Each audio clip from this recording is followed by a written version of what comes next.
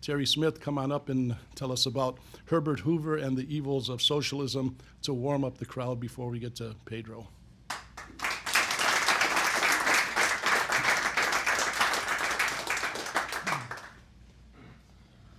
Thank you, George, Devin. Ladies and gentlemen, my name is Herbert Hoover, and I am running for president in this election year of 1928. Just a few thoughts I would like to share with you today. I intend to discuss some of those more fundamental principles upon which I believe our government should be conducted. During 150 years, we have built up a form of self-government and a social system which is peculiarly our own. It differs essentially from all others in the world. It is the American system.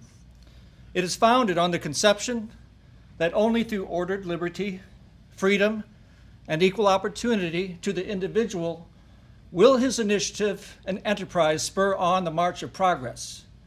And in our insistence on equality of opportunity, has our system advanced beyond the whole world.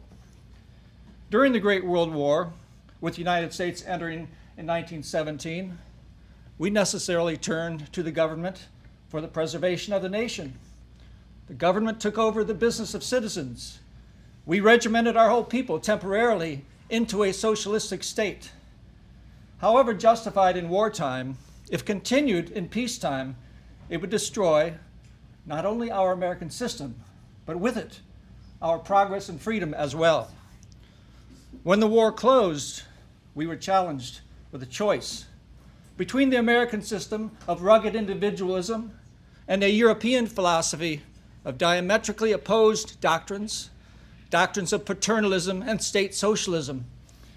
Resolutely turning our face away from these war practices, we went at once back to the fundamental conception of the rights and responsibility of the individual.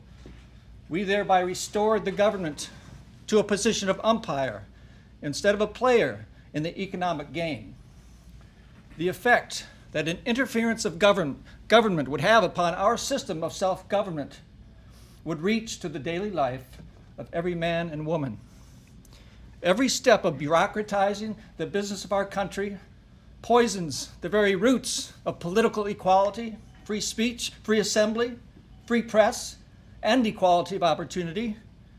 It is not the road to more liberty, but to less liberty.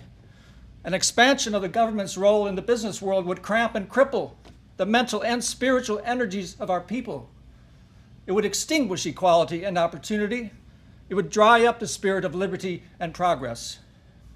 I have witnessed, not only at home, but abroad, the many failures of government and business. I have seen its tyrannies, its injustices, its destructions of self-government. I have witnessed the lack of advance, the lowered standards of living, the depressed spirits of people working under such a system. And what has been the result of our American system? Our country has become the land of opportunity to those born without inheritance. Russia has natural resources equal to ours. Her people are as industrious as ours, but she has not had the blessings of 150 years of our form of government.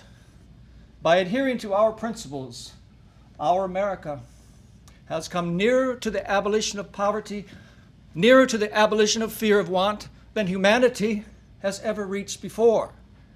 The departure from our American system will jeopardize the very liberty and freedom of our people. It will destroy equality of opportunity, not only to ourselves, but to our children and to our grandchildren.